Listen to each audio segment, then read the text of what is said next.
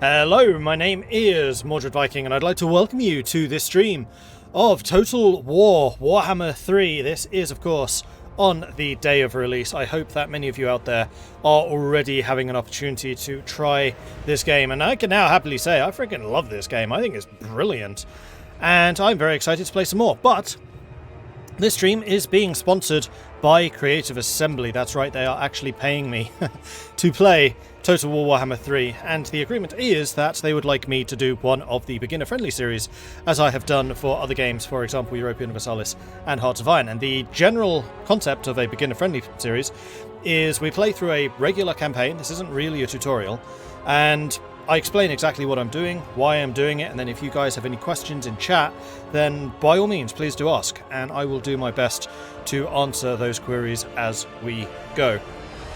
The nation that I would definitely recommend we go with first is going to be Grand Cathay. I will skip through all of the cinematics just because I want to keep things moving. Obviously the cinematics are absolutely brilliant as well, but you can see them for yourselves now. So we're going to do a new campaign. We're going to skip this real quick. And then we are going to select Grand Cathay.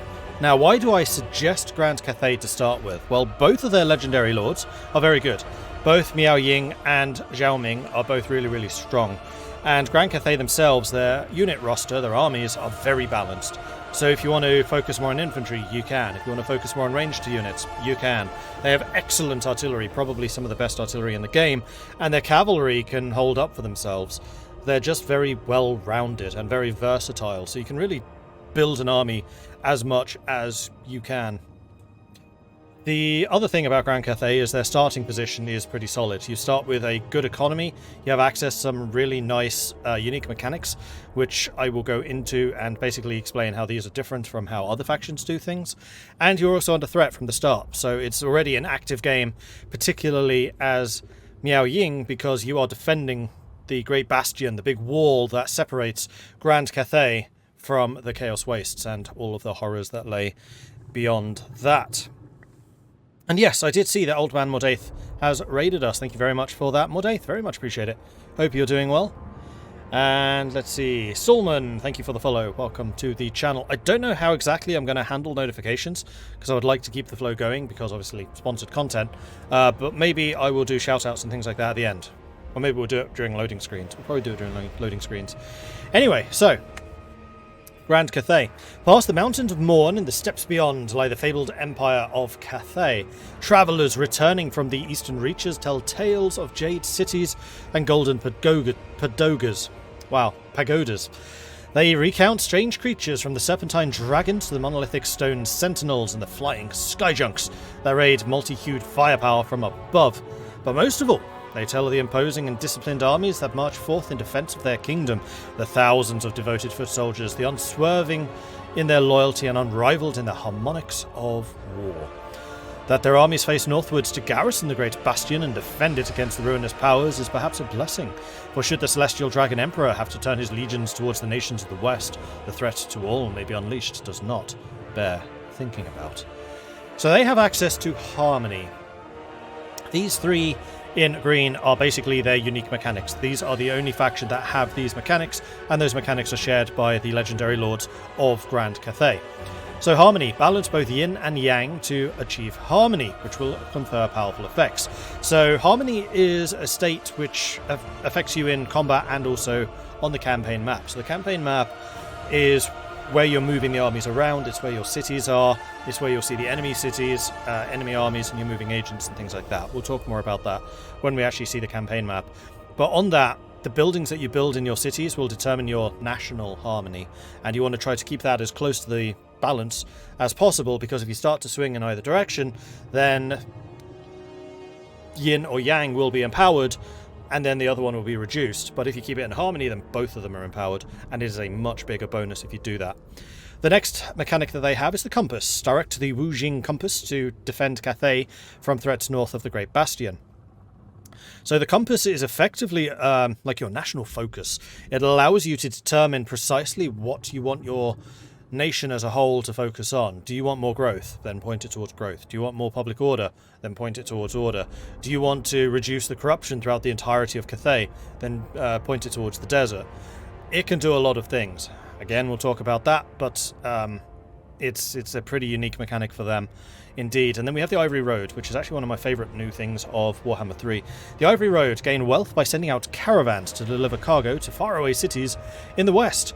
So this is your mechanic to basically interact with the rest of the world. So one of the limitations that Warhammer often has is you are stuck in a certain region, and you are always going to be dealing with the threats and the peoples of that region. Not so Grand Cathay. They can send out these caravans all the way out to the Empire, which is a long way away from Cathay, and have interactions and diplomatic agreements with the Empire, with Kislev. And that's really going to tie into their alliance system, where you can basically start hiring mercenaries from other factions. That is particularly a thing for Xiaoming, but Miao Ying can also make use of that. So really cool unique mechanics for Cathay, and then each of the different factions will have a similar list, but obviously they will play very, very differently. Every nation and Creative Assembly have done a great job with this, have their own flavour, and the mechanics tie into that quite heavily. Supreme Master. So here we have the selection screen for the two Legendary Lords. The Legendary Lords are effectively who you are playing as. So the choice that I would suggest is Miao Ying. She is the one that's right on the bastion, but then there is also her brother, Xiaoming, which I'll click on in a minute, but voices talk over. So each of the Legendary Lords, this is your character, your central commander. They are very powerful, they can do a lot of stuff. You can customize them in a myriad of different ways. Again, we'll talk about that when we get to it. And they have their own effects, which, beyond the unique mechanics of Cathay, will specialize their gameplay even further. So, for example, Miao Ying. Her faction effects are corruption -2, so her entire faction is really difficult to corrupt because she just has this innate ability to get rid of it. She has plus 10% leadership when fighting against the demons of chaos. So if chaos strikes at the walls and attacks her, she's used to fighting them. That's her job. She is the leader of the Great Bastions. Ammunition plus 20% for missile units. So all of her ranged units will have an additional 20% ammunition, which means they can fire for 20% longer. She is a yin character that you can see down here, harmony plus 3 yin, and the missile units are generally yin as well. So this is one of the choices you need to make. How much do you push into the yin missile units with their ammunition buff, which will upset your harmony potentially, and then how much of that do you counter with your melee infantry units, which may not necessarily be as strong for you as Miao Ying. And interestingly, the absolute opposite to that is Xiaoming, which we'll talk about in a minute. Then we have the Lord effects. So the faction effects are effects that affect her whole faction. So that is the northern provinces. That is the nation you are playing as. The Lord effects will affect Miao Ying herself personally. If you hire other generals, and generals are required to build new armies, then they will get the faction effects as well, but they will not get the Lord effects. They'll have their own. So her Lord effects are upkeep minus 50% for missile infantry units. Again, this is tying into her ability with ranged combat. She is very, very good with ranged units. They are cheaper, they have more ammo. But is that going to affect your harmony? Are you going to be able to defend them? These are all decisions you'll have to make. And then harmony plus 3. So on the strategic grand campaign map, she automatically swings over to yin just because of the nature of her character. She is a yin general, and generals for Grand Cathay will always fall into yin or yang.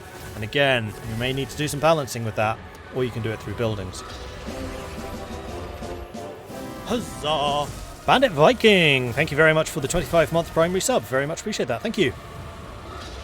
Are generals the heroes, or is that two different things? So generals and heroes are different things. Generals are called lords.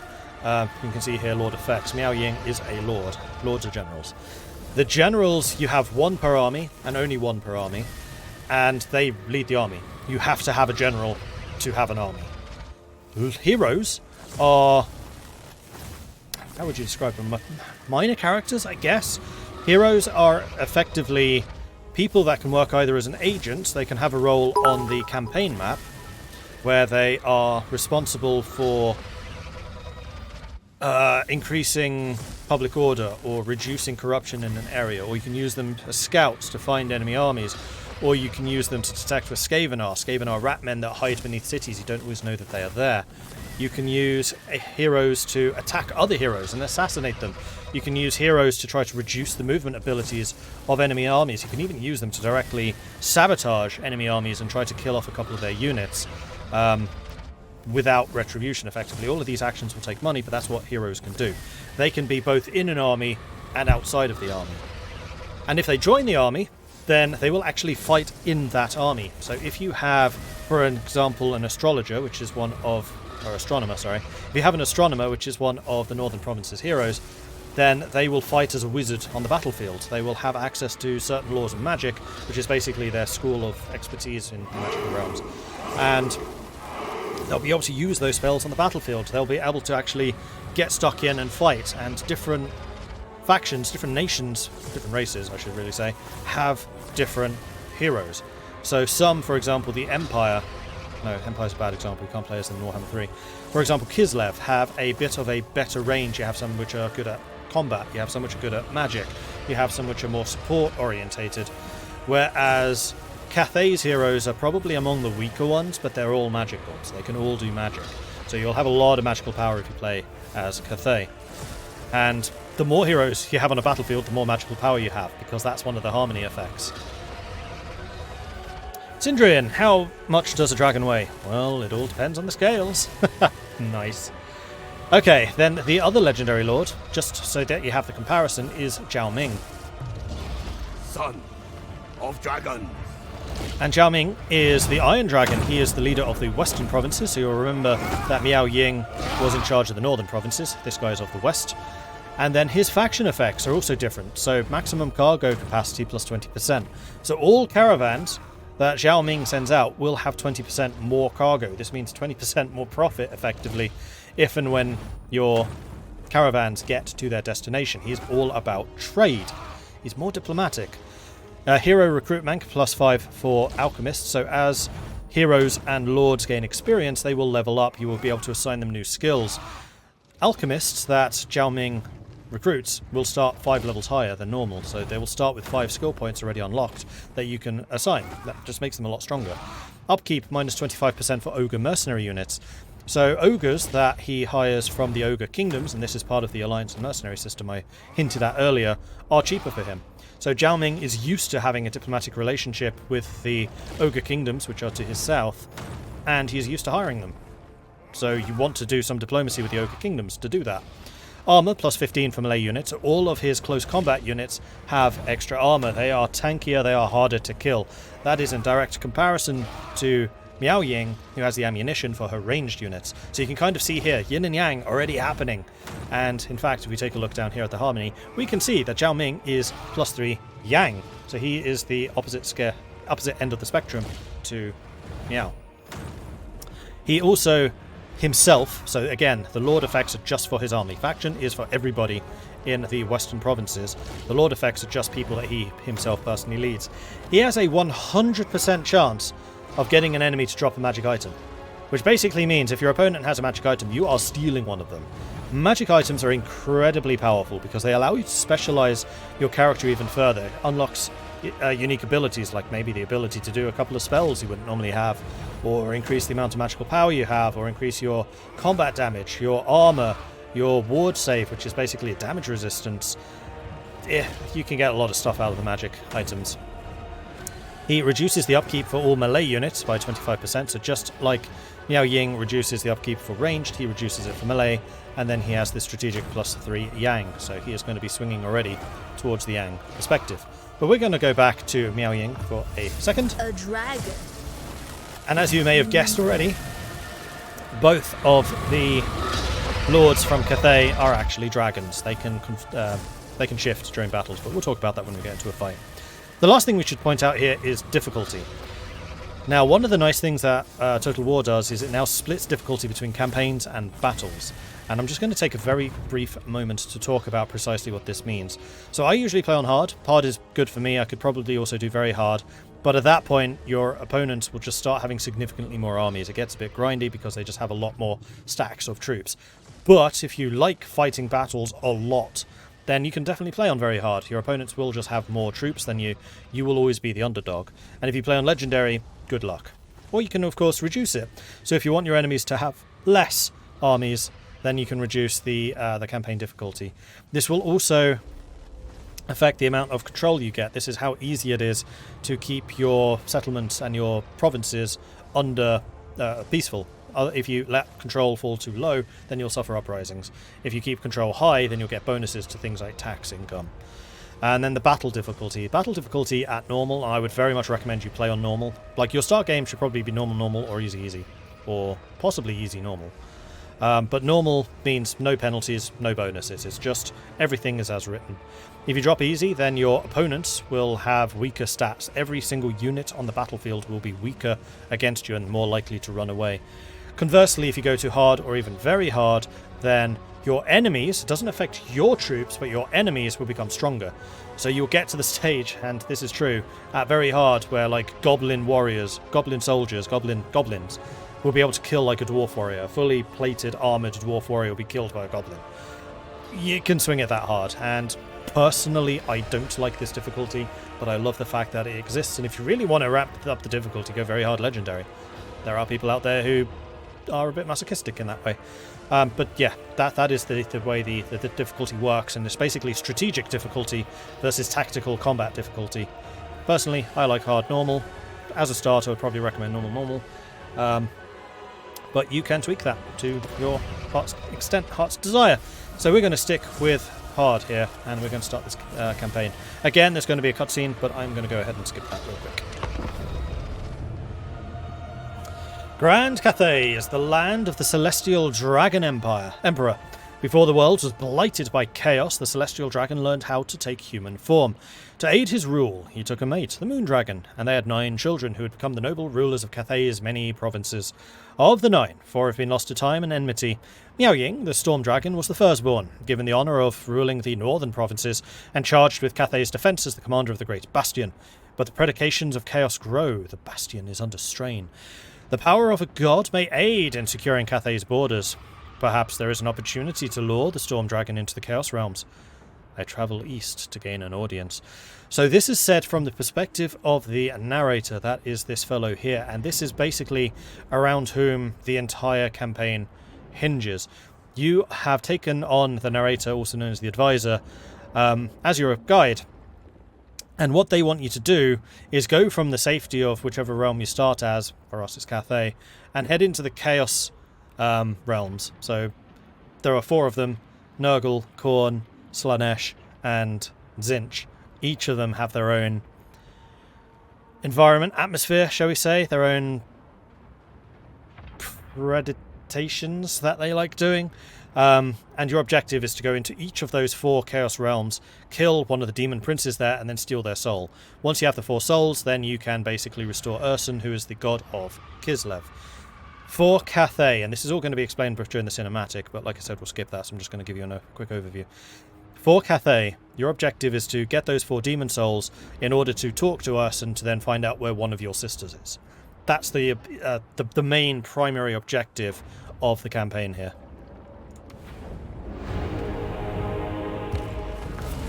Our goal is clear. To find the lost sister, we must hear the God Bear's testament before he passes into myth. So there we go. We need to get those 4 demon souls so that we can talk to Ursun, the God Bear. Now we're going to press continue in just a moment, then I will shut up for a bit, because the advisor, the narrator, is going to take us on a brief tour of Cathay. He will explain what exactly the world situation is. He will outline a couple of early objectives that you should probably consider trying to fulfill. It is very worth listening to this. It is usually a very, very good suggestion on how you want to proceed, and it gives you a really good overview of what you can expect in your area. Every faction has access to this. I am the anointed guardian of the Great Bastion. Any breach brings great dishonor upon me. So prove your worth, mortal.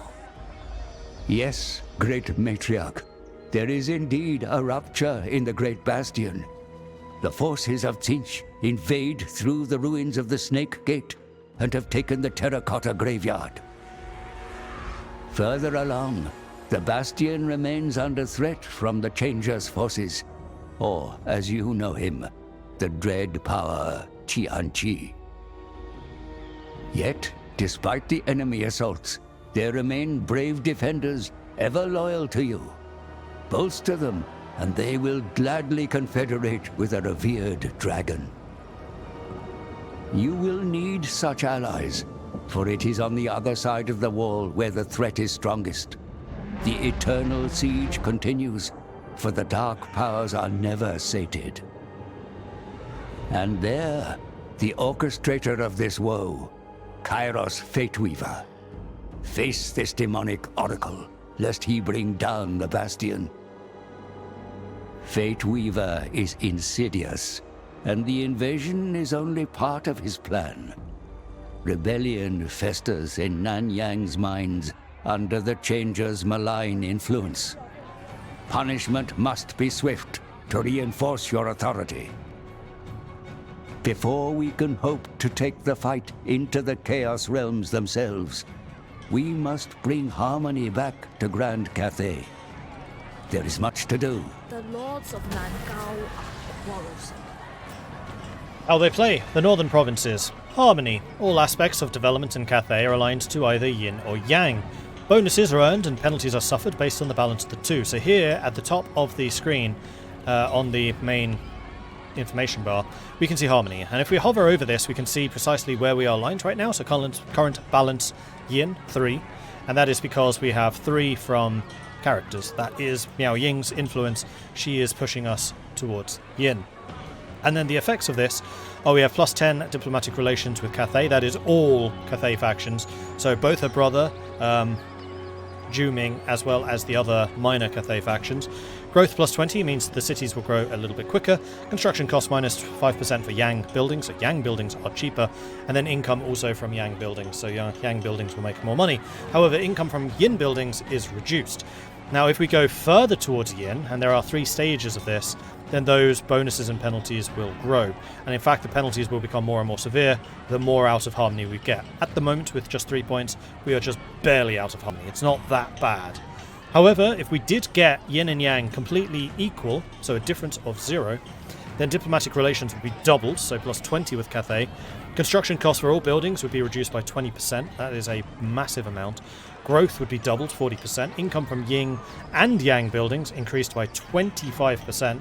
Control plus 8 means that the order of our nations would be a lot stronger, and then again we'll get the bonus things like tax income. Corruption is reduced. Corruption is the malignant effects of various enemy powers. So generally for Cathay, that is going to be mostly the chaos effects. So Chaos Undivided, Korn, Nurgle, Zinch and Slanesh all have their own chaos scale, and you defeat the incursions of chaos through corruption reduction. But there are also Skaven corruption and vampiric corruption that you may need to concern yourself about. And then we gain access to the Ancestral Warriors ability. This is a thing that you can use during battles to basically summon a free regiment of units, which can teleport anywhere on the battlefield. It is really quite useful. So if you're up against someone who uses, for example, a lot of artillery, you can just summon a group of Ancestral Warriors on top of their artillery and just kill them, or on top of their archers or something like that. Or if you just need an extra unit in your front line if it's beginning to falter, then it can be very useful for plugging gaps. So it's just a really nice utility ability. The Woojing Compass. The Woojing Compass influences the flow of the winds of magic around the Cathayan homelands. The rulers of the Celestial Empire may use its power to bolster their defences, enrich their lands, and divert harmful magic away from the desert. So the Woojing Compass can be accessed down here. We can see the Woojing Compass is right there. I'm not going to click on that because I think this will go away, but we'll talk about that in just a moment. And then the Ivory Road. Cathayan factions can send trade caravans to the west along the perilous Ivory Road. Choices will have to be made and challenges overcome if expeditions are to be successful, and the caravans can be accessed right next to the compass. It is this icon right here. And again, if you're playing as one of the other factions, so not necessarily Cathay, then your icons, these two, will be different. These are pretty much your faction-unique mechanic icons, and then these 3 will be pretty consistent. In fact, while we're talking about icons, let's touch on what those are. So this one right here is technology. You would click on this to open up your tech tree, where you can then do various technologies. We'll do that in just a moment. Every faction have their own tech tree. It is unique, it is distinct to each of the different races. Then we have diplomacy. This is your contact with the other factions and races around the world, whether you like them, whether you dislike them, whether you're trading with them, ceasefires, non-aggression pacts, peace deals, or even if you're at war with them. That would all be done through the diplomacy screen. And then finally we have objectives. This is the goals that you have set. So right now the only objective we have is to get into the 4 Chaos Realms and get the Demon Souls.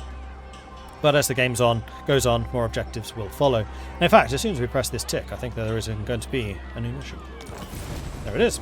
Mission issued. Engage the enemy. Defeat an army belonging to the following faction in battle, the Rebel Lords of Nanyan. And as it just so happens to be, there is an enemy lord right here. You can see it is an enemy lord because his name is in red, as opposed to your own, which are in green, and then neutrals, which are white.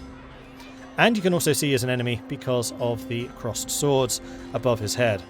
If it's one of your lords, then there isn't usually a symbol. If it's an ally, you'll have like shaking hands, I believe. If it's defensive alliance, then you'll have a little shield. You can denote who the different factions are aligned to, but generally it's the colour that matters, then also the banner. Each banner is unique to each of the different factions.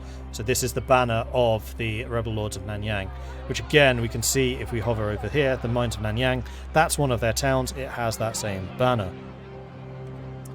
The other thing I will say is I currently have tutorial turned off.